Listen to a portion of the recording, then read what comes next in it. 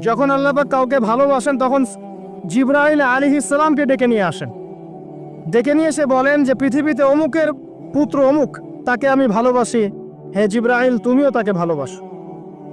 এরপর জিবরাইল আলাইহিস সালাম তাকে ভালোবাসতে থাকেন এবং অন্যান্য মালায়েকাদেরকে ডেকে জিবরাইল আলাইহিস সালাম বলেন, আল্লাহ অমুককে ভালোবাসেন, আমিও তাকে ভালোবাসি, তোমরা সবাই তাকে ভালোবাসো।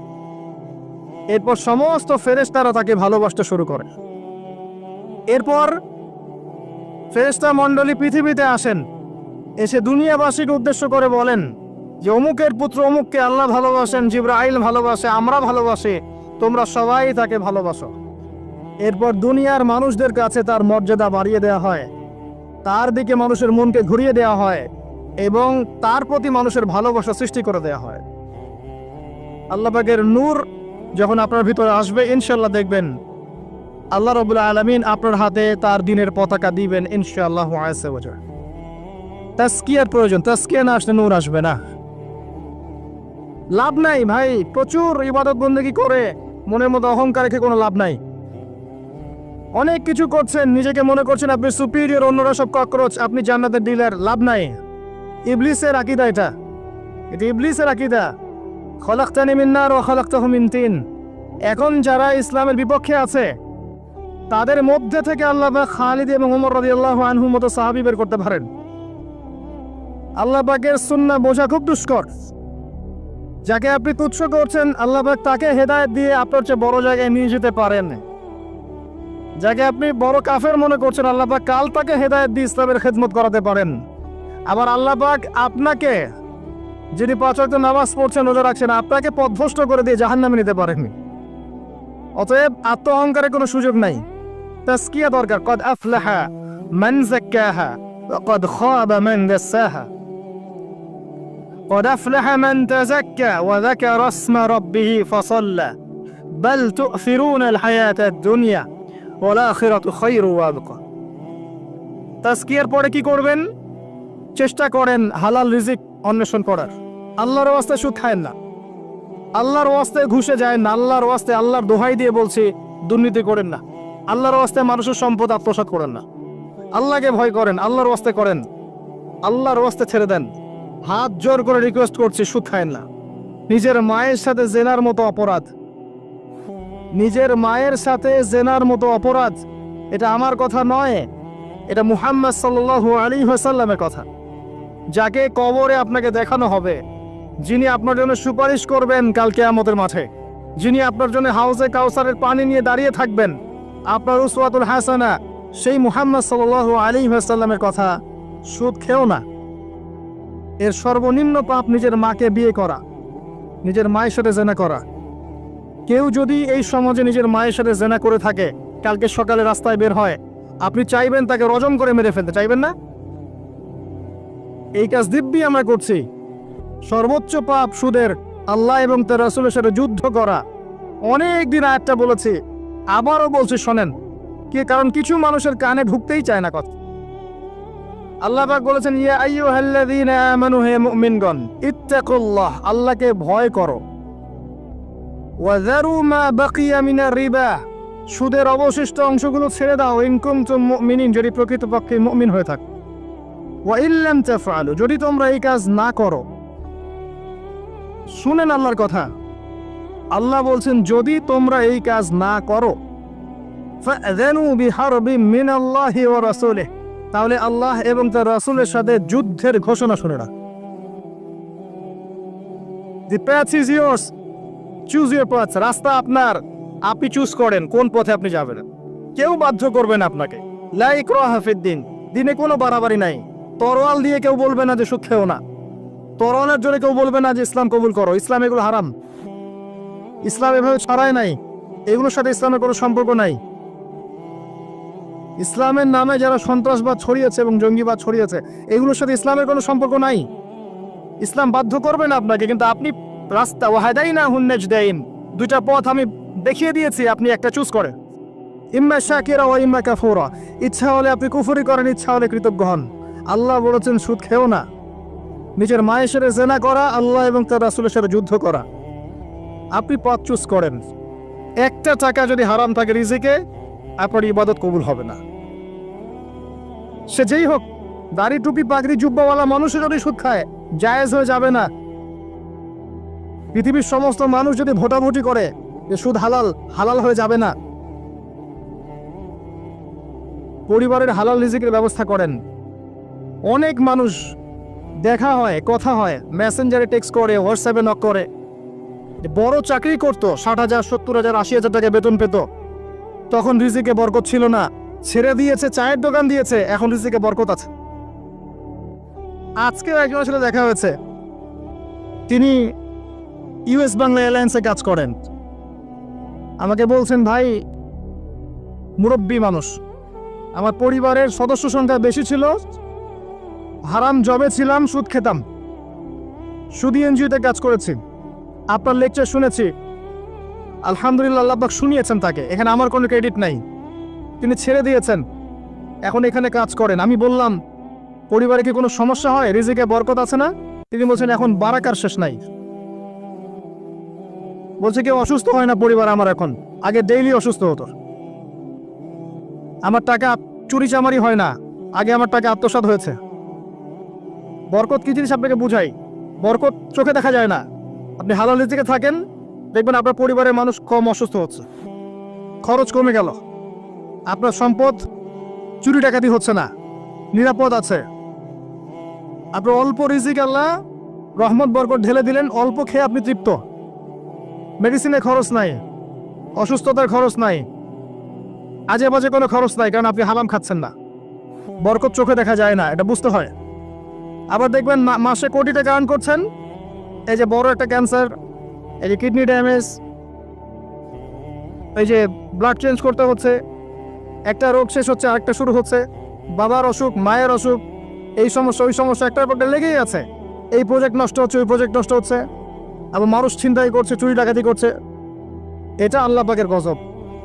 রহমত বরকত চোখে দেখা যায় না, এটা আপনাকে বিশ্বাস করতে হবে যে আল্লাহর পক্ষ থেকে এগুলো আসে। ইমানের 6 পিলার সব তো গায়েব, আল্লাহ বিশ্বাস গায়েব, মালায়েকা ওয়া কুতুবিহি ওয়া রুসুলিহি ওয়াল ইয়াউমিল আখির ওয়াল কদরি খায়রি ওয়া শাররি, সবই গায়েব। অদৃশ্য বিশ্বাসের নামই তো ঈমান। তো বরকত রহমত কি দেখা যাবে? দেখা যাবে না। রূহ বা আত্মাকে দেখেছেন? আপনার শরীরে নাই। এভাবেই আল্লাহর রহমত বরকতে বিশ্বাস করতে হবে। আল্লাহ পাক ইনশাআল্লাহ তাআলা আপনার হালাল অল্প রিজিকে বারাকা দিবেন ইনশাআল্লাহ। আল্লাহর ওয়াস্তে দুর্নীতি করেন না, আল্লাহর ওয়াস্তে করেন না। আমি বলি একটা হাদিস শোনাই, আমরা তো দায়িত্ব পেলে অনেক খুশি হই। রাসূলুল্লাহ সাল্লাল্লাহু আলাইহি ওয়াসাল্লাম বলেছিলেন, হে আবু যার, তুমি কখনো 2 জন ব্যক্তির দায়িত্ব নিতে যেও না। যদি 2 জন ব্যক্তির দায়িত্ব নাও, যেন তোমাকে ছুরিবিহীন জবাই করে ফেলা হয়েছে, কারণ প্রত্যেককে তার দায়িত্ব সম্পর্কে জিজ্ঞাসা করা হবে। আমরা তো খুশি হই। রাসূল সাল্লাল্লাহু আলাইহি ওয়াসাল্লাম বলেছেন, তোমরা কি জানো সবচেয়ে বড় মিসকিন কে? সবচেয়ে বড় মিসকিন কে? দরিদ্রকে? সাহাবীরা বলছেন, আমরা তো মনে করি যার কাছে অর্থ সম্পদ কম সেই বড় মিসকিন। আল্লাহ রাসূল বলছেন, ভুল। শোনো, সবচেয়ে বড় মিসকিন সেই ব্যক্তি যে ব্যক্তি পরকালে অনেক নেকি নিয়ে উঠবে, নামাজ, রোজা, হজ, যাকাত, উমরা, হজের নেকি, বিশাল বিশাল নেকি। এরপরে সে দেখবে সামনে মানুষ দাঁড়িয়ে আছে, কারো গীবত করেছে, কাউকে তহমত দিয়েছে, কাউকে অপবাদ দিয়েছে, কারো টাকা চুরি করেছে, কাউকে অন্যায়ভাবে জুলুম করেছে, কাউকে পিটিয়েছে, কারো সম্পদ লুট করেছে ইত্যাদি। তখন আল্লাহ পাক বলবেন, শোধ করে দাও। কিভাবে শোধ করা হবে? ফেরেশতারা জিজ্ঞাসা করবেন, আল্লাহর পক্ষ থেকে হুকুম আসবে, এই ব্যক্তির নেকিগুলোকে ওদের আমল নামে কনভার্ট করো। বলছি শেয়ার ইট পাস করে দাও। ওটা আরো বড় টেকনোলজি হবে ইনশাআল্লাহ তাআলা। বলার সাথে সাথেই আপনার নেকি আমার নেকি দেখা যাবে চলে গেছে, নাউজুবিল্লাহ। এবার সব নেকি শেষ। এবার কি হবে? অর্ডার আসবে, তাদের গুনাহগুলোকে এই ব্যক্তির আমলনামা চাপিয়ে দেওয়া হবে। এরপর আল্লাহ পাক বলবেন, ইকরা কিতাবাক, পড়ো তোমার কিতাব, ওয়া কাফা বিনাফসিকা আল-ইয়াওমা আলাইকা হাসিবা, আজকে তুমি তোমার হিসাব নেওয়ার জন্য যথেষ্ট। এই কিতাব আর ডান হাতে আসবে না, ঘুরে আসবে। ওয়া আম্মা মান উতিয়া কিতাবাহু বিশিমালিহি ফাসাউফা ইয়াদউ সুবুরা, তখন সে মওতকে ডাকতে থাকবে, হায় আজকে আমার একটা মৃত্যু দিয়ে কাজ হবে না, 1000টা মওত আমার দরকার। সুবহানাল্লাহ, ইন্না লিল্লাহি ওয়া ইন্না ইলাইহি রাজিউন। এই হচ্ছে তাদের পরিণতি যারা অন্যের সম্পদ আত্মসাৎ করে খাবে। আল্লাহ পাক আমাদেরকে বোঝার তৌফিক দান করুন এবং মানুষের সাথে জড়িত হক যাতে থাকবে। আল্লাহ পাক যেন আমাদেরকে মানুষের সাথে জড়িত কোনো হক না রাখেন, পবিত্র অবস্থায় দুনিয়া থেকে নেন, আল্লাহুম্মা আমিন। কারণ দুনিয়াতে যা যার হক তাকে তাকে দিয়ে দেন। ভাই আমি একটা কথা বলেছি, কথাটা ভাইরাল হয়েছে অনেক। মানুষ মানুষের অবস্থানকেই ভালোবাসে, মানুষ কখনোই মানুষের অন্তঃসত্ত্বাকে ভালোবাসে না। অবস্থান আপনার ভালো, আপনার পিছনে মানুষের অভাব থাকবে না। আজকে আপনার ক্ষমতা আছে, পাওয়ার আছে, খ্যাতি আছে, ইত্যাদি আছে, মানুষ দেখবেন পিছনে ঘুরঘুর করছে, ঘুরঘুর করছে, এবং এরা কিন্তু সবাই সবার স্বার্থেই ঘুরঘুর করছে।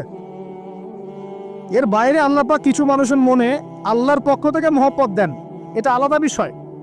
এটা শুধু ধার্মিকদের ক্ষেত্রেই সম্ভব। ওই দুই ব্যক্তি যারা আরশের ছায়া ছায়া পাবে, যারা একে অপরকে আল্লাহর ওয়াস্তে মহব্বত করেছে, তাই না? অতএব আল্লাহর পক্ষ থেকে একটা মহব্বত থাকে, এটার কোনো স্বার্থ থাকে না, নিঃস্বার্থ ভালোবাসা। এটা টোটালি নিঃস্বার্থ ভালোবাসা, কোনো স্বার্থ নাই। কিন্তু দুনিয়ার ভালোবাসা স্বার্থিক, স্বার্থপর। অবস্থানকে আপনাকে মূল্যায়ন করা হবে। আপন শুধু আল্লাহ পাক আপনার। আল্লাহর জন্যে যার যার হক তাকে তাকে দিয়ে দেন, নিজের হক আল্লাহর কাছে চেয়ে নেন, আপনি সুখে থাকবেন ইনশাআল্লাহ। এর চেয়ে কোনো ফিলোসফি নাই দুনিয়াতে সুখে থাকার। আপনি মানুষকে সন্তুষ্ট করতে পারবেন না, পরিবার, বাবা মা, ছেলে মেয়ে, বউ বাচ্চা, কাউকে সন্তুষ্ট করতে পারবেন না। 100% আপনি কাউকে সন্তুষ্ট করতে পারবেন না। সারা জীবন করে যাবেন, আপনার বিরুদ্ধে অভিযোগ থেকেই যাবে। শুধু আল্লাহ রাব্বুল আলামিন অপেক্ষা করে বসে আছেন। এই বসে আছেন কথাটাকে আবার ভাইরাল করে বিতর্কিত করেন না। এই বসে আছেন বুঝিয়েছে আল্লাহ পাক অপেক্ষা করছেন। মুশকিল মিডিয়ার সামনে কথা বলা, বলবো একটা তালগোল পাকিয়ে বানাবে আর একটা। এই কারণে আমি মিডিয়া এখন পছন্দ করি না। প্রয়োজনে আমি মাঠে ময়দানে জুমার খুতবা দিব, আমার কোনো দরকার নাই মিডিয়া, কোনো প্রয়োজন নেই আমার। কিছু অফিসিয়াল দেখা হয়েছে এই কারণে, যাতে এই কথাগুলো এর মধ্যে ভালোটুকু মানুষের কাছে পৌঁছে যায়, খারাপটুকু আমরা মুছে ফেলে দিই। ভালো, আমার খারাপের দরকার নাই। আর এগুলো করে করে মানুষের ক্ষতি করেছি আমরা অনেক। দিন দিন দিন দিন আলেম ওলামাদের সংখ্যা এই বাংলার মাটি থেকে কমে গেছে। যে কথাটা বলছিলাম, হক দিয়ে দেন, আপনি আপনার হক আল্লাহর কাছে চেয়ে নেন। মানুষকে আপনি সুখী করতে পারবেন না। আল্লাহ পাক অপেক্ষা করছেন আপনার জন্য। আপনি কখন তওবা করে তার দিকে ফিরে আসবেন, দেন দিন আল্লাহ পাক আপনাকে মাফ করে দিবেন সব। আল্লাহ পাক বলেছেন, শোনেন, ইল্লা মান তাবা, যে অনেক গুনাহ করেছে, শিরক করেছে, জেনা করেছে, মদ খেয়েছে, বেদাত করেছে, হারাম খেয়েছে, আল্লাহ পাকের অবাধ্য হয়েছে, নামাজ পড়ে নাই, যাকাত দেয় না, ইত্যাদি ইত্যাদি অনেক অন্যায় করেছে, একদিন তওবা করে ফিরে এসেছে। আল্লাহ পাক বলছেন ইল্লা মান তাবা, যে ব্যক্তি তওবা করে ফিরে আসলো, ওয়া আমানা, এবং ঈমান নিয়ে আসলো, ওয়া আমিলা আমালান সালিহান, এবং এখন থেকে সতামল করা শুরু করলো, হোক সে নারী বা পুরুষ, যে কেউ, যে কোনো বয়সের, যে কোনো বর্ণের, যে কোনো ভাষার, যে কোনো দেশের, এগুলো কিচ্ছু যায় আসে না আল্লাহ পাকের। ইন্নাল্লাহা লা ইয়ানজুরু ইলা আজসামিকুম ওয়ালা ইলা সুওয়ারিকুম ওয়ালাকিন ইয়ানজুরু ইলা কুলুবিকুম ওয়া আমালিকুম।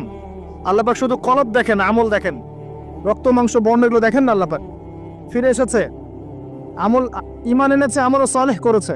আল্লাহ পাক বলছে উলাইকা, এরাই তারা, ইউবাদদিলুল্লাহু সাইয়্যাতিহিম হাসানাত, এরাই সেই ব্যক্তি যাদের সমস্ত গুনাহকে আমি আল্লাহ নেকি দিয়ে পরিবর্তন করে দেব ইনশাআল্লাহ।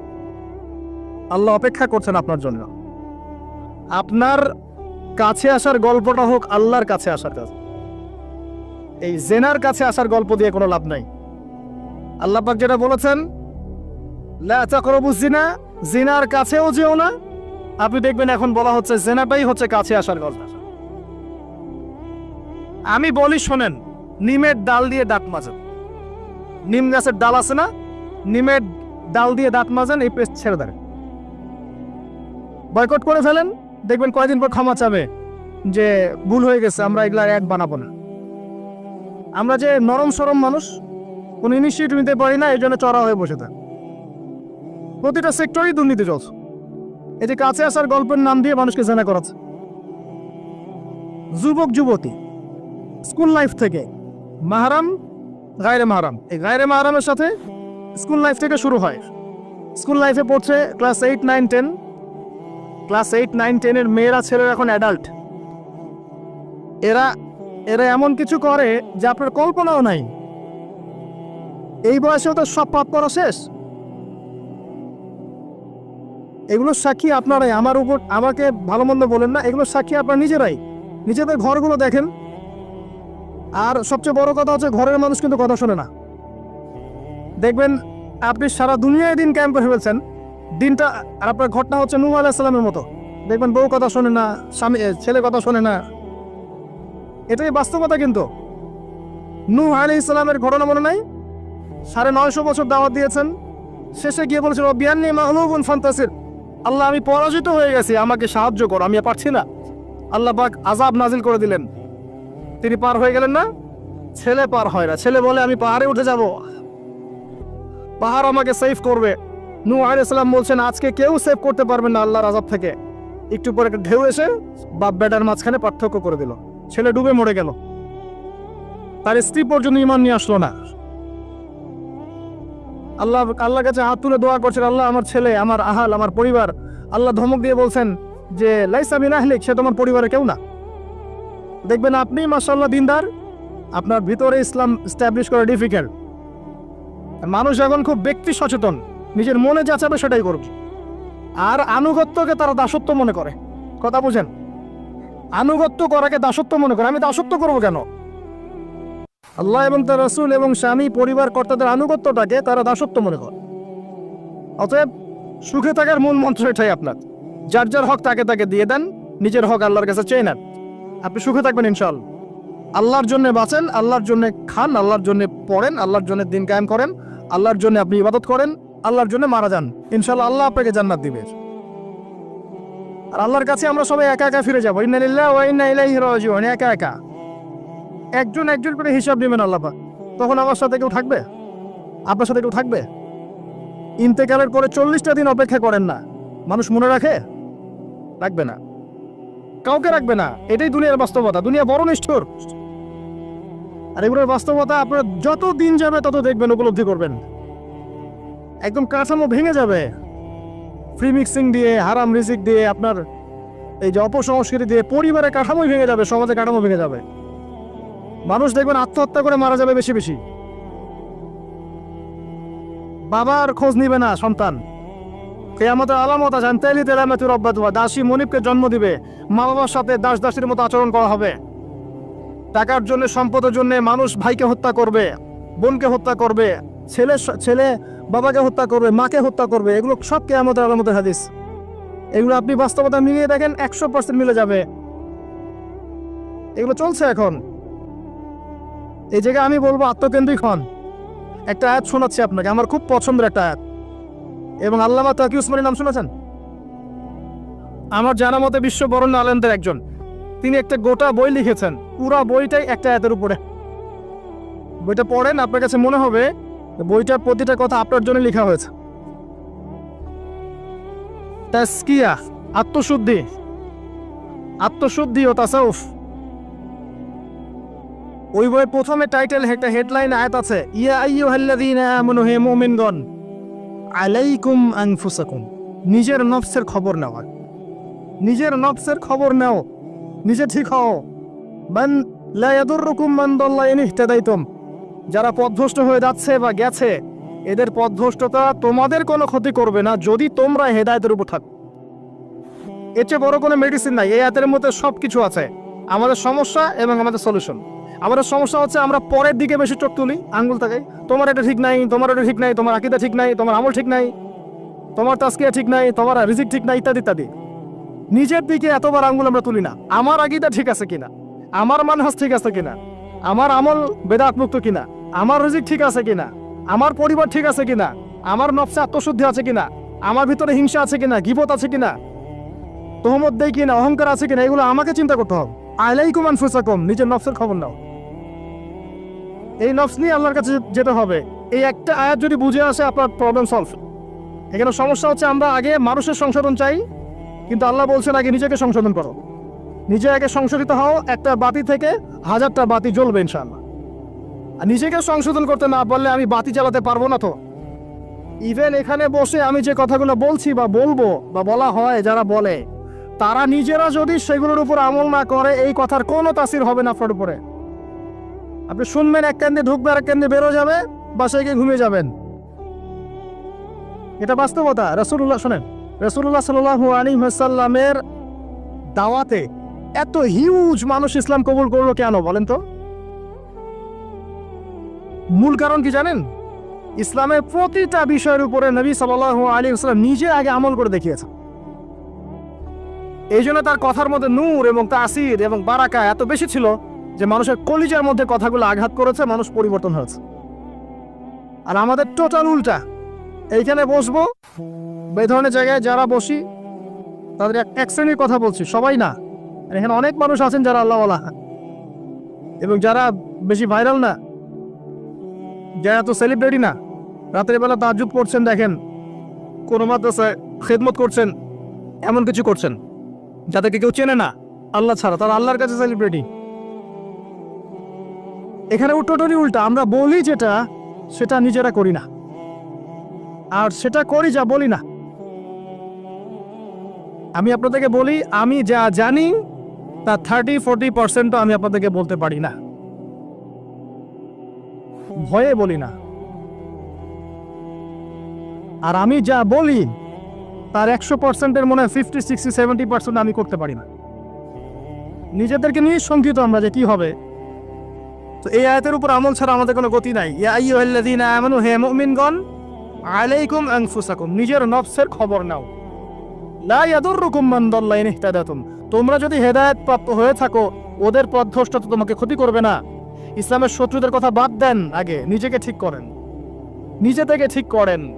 নিজেরা নামাজি হন আল্লাহর ওয়াস্তে, আল্লাহর ওয়াস্তে হালাল খান, পরিবার ঠিক করেন, জ্ঞান অর্জন করেন, আল্লাহর ওয়াস্তে দিনের কোনো খেদমতের চেষ্টা করেন, আপনার জানমাল সময় শ্রম দিয়ে আল্লাহর ওয়াস্তে কিছু করেন, দেশকে কিছু দেন, রাষ্ট্রকে কিছু ভালো কিছু দেন, উম্মাকে কিছু ভালো কিছু দেন, আপনার প্রতিভা দিয়ে মানুষের কল্যাণ করেন, মানবতার কোনো খেদমত করেন, কিছু একটা করেন। গবাদি পশুর মতো জীবনটাকে নষ্ট করবেন না। খাওয়া, ঘুমানো, পেশাব পায়খানা করা, স্ত্রী সহবাস করা, বাচ্চা পয়দা করা, ডেড, এই হলো আমাদের জীবনের প্যাটার্ন। এখন কিছু করেন। সবাই তাকিয়ে আছে আপনাদের দিকে, আমাদের দিকে না, সবাই তাকিয়ে আছে আপনাদের দিকে। আল্লাহ পাক আপনাদেরকে বোঝার তৌফিক দান করেন। আর কয়েকটা কথা বলে শেষ করছে, অনেক রাত হয়ে গেছে, যত লম্বা হবে ফজরের নামাজ কাজা হয়ে যাবে। সেটা হলো আত্মশুদ্ধির পরে হালাল রিজিকের কথা বলেছে। আল্লাহর ওয়াস্তে সুদ খায়েন না, ঘুষ দুর্নীতিতে যায়েন না। এরপরে আমি যেটা বলবো যে প্রকৃত মিসকিনদের কাতারে আমরা যেন না দাঁড়াই, মানুষের সাথে জড়িত কোনো হক রাখেন না। আরো বলবো, পারিবারিক আদর্শ ঠিক করার চেষ্টা করেন। আমি জানি এটা খুব ডিফিকাল্ট, নিজেকে দিয়েই বুঝি এটা খুব ডিফিকাল্ট। যে নূহ আলাইহিস সালামের কথা বললাম, কওমে লুত আলাইহিস সালামের কথা শোনেন, তার স্ত্রী ঈমান নিয়ে আসে নাই, নবী সাল্লাল্লাহু আলাইহি ওয়াসাল্লামের চাচারা ঈমান নিয়ে আসে নাই। এটাই সিস্টেম, এটাই নিয়ম। যখন দেখবেন দাওয়াত দিতে দিতে বোঝাতে আপনি ব্যর্থ, তখন আপনি আসহাবুল কাহফের মতো একা হয়ে যান। তাও ভালো, আসহাবুল কাহফের মতো একা হয়ে যান। একা একা দিনের পথে চলেন, আল্লাহর কাজ আপনি একাই করেন। ইব্রাহিম একা একটা উম্মাহ, তার সাথে কেউ ছিল না, সে একাই একটা উম্মাহ ছিল। আল্লাহ পাক তাকে একটা উম্মাহ বলেছেন। আর এরপর যে কথাটা বলবো, শেষ কথা, সেটা হলো আল্লাহ পাক আমাদের সবাইকেই কিছু না কিছু প্রতিভা দিয়েছেন। জান, মাল, সময়, শ্রম, কারো অর্থ, কারো মেধা, কারো লেখার ক্ষমতা, কারো বলার ক্ষমতা, কারো সংগঠিত করার ক্ষমতা ইত্যাদি। আল্লাহ পাক যাকে যে ক্ষমতা দিয়েছেন, আপনার প্রতিভাটাকে আপনি আল্লাহর পথে কাজে লাগান। ছোট্ট কিছু করেন না, এতিমদের একটা প্রজেক্ট করেন, একটা মসজিদ করেন, একটা মাদ্রাসা করেন, একটা মক্তব করেন, একটা স্কুল প্রতিষ্ঠা করেন, একটা কলেজ প্রতিষ্ঠা করেন, একটা অর্থনৈতিক কোনো সিস্টেম কিছু লঞ্চ করেন, একটা ইসলামিক এনজিও করেন, কিছু একটা করেন যা দিয়ে আপনার দিনের কোনো উপকার হয়, ইসলাম এগিয়ে যায়। ইনশাল্লাহ এভাবেই আস্তে আস্তে আস্তে আস্তে সবার ক্ষুদ্র ক্ষুদ্র প্রচেষ্টা ইসলাম এগিয়ে যাবে ইনশাআল্লাহ। আজ হোক আর কাল হোক, আল্লাহর জমিন, আল্লাহর দিন প্রতিষ্ঠা হবে ইনশাআল্লাহ তাআলা। এবং আল্লাহর দিন যখন প্রতিষ্ঠা হবে, সবাই সুখে থাকবে, কেউ কষ্টে থাকবে না ইনশাআল্লাহ তাআলা। আল্লাহ রাব্বুল আলামিন আমাদের সবাইকে পবিত্র কোরআন এবং সুন্নাহ অনুযায়ী জীবনযাপন করার তৌফিক ইনায়াত করুন, আমিন। আল্লাহ রাব্বুল আলামিন আমাদের সবার পারিবারিক আদর্শ সুশৃঙ্খল করে দিন, ইসলামিক করে দিন। আমাদের সবাইকে আল্লাহ পাক হালাল রিজিকের ব্যবস্থা করে দিন এবং আমাদের মা বোনদেরকে আল্লাহ পাক খাস পর্দায় থাকার তৌফিক দান করুন। আল্লাহ পাক আমাদের সবাইকে পড়াশোনা করার তৌফিক দান করুন।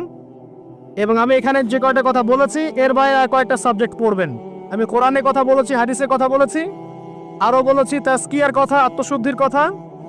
এরপর আর কয়েকটা সাবজেক্ট পড়বেন, সেটা হচ্ছে ইসলামিক হিস্ট্রি, ইসলামের ইতিহাস, ইসলামিক অর্থনীতি, আরও পড়বেন ইসলামিক জিওপলিটিক্স, এবং জেনারেল লাইনে যারা যারা পড়ছেন এখানেই পড়াশোনা কন্টিনিউ করবেন, পাশাপাশি ইসলামের এই লেখাপড়াগুলো করবেন। আর মাদ্রাসা যারা পড়ছেন, মাদ্রাসায় পড়ার পাশাপাশি আপনারা জেনারেল সাবজেক্টগুলো পড়ার চেষ্টা করবেন ইনশাআল্লাহ। আল্লাহ পাক আপনাদের জ্ঞানকে বাড়িয়ে দিন, জ্ঞান অনুযায়ী আমল করার তৌফিক দান করুন। আল্লাহ পাক আমাদের সবাইকে তাজকিয়া দান করুন, আত্মশুদ্ধি দান করুন, আলেম ওলামার সোহবত দান করুন। আল্লাহ পাক আমাদের সবাইকে হালাল রিজিকের ব্যবস্থা করে দিন। আমাদের যার যে অসুস্থতা আছে আল্লাহ পাক সেগুলোকে শেফায়ে কামিলা দান করুন। আমাদের মধ্যে যারা মারা গেছেন আল্লাহ পাক সবাইকে মাফ করে দিন, আমিন।